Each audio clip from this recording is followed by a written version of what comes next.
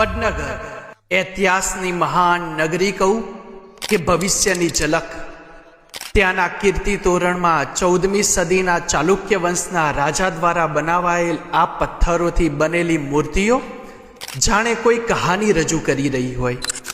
તાનારીરી તળાવ કે જેના તાના અને રીરી દ્વારા ગવાયેલા સૂર તાલો આજે પણ અવકાશમાં રહેલી બુંદોને જમીન પર લાવવા માટે મજબૂર કરી રહી છે.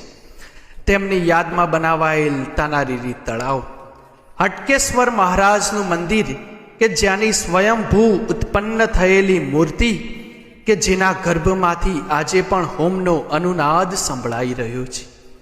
શર્મિષ્ઠા તળાવ, જેને આજે આપણે શર્મિષ્ઠા તળાવ તરીકે જાણી રહ્યા છીએ, તે એક સમયે શર્મિષ્ઠા જેલ તરીકે બનાવવામાં આવેલું, જેને તે સમયના કરોડો લોકોની પ્યાસ બુઝાવેલ છે.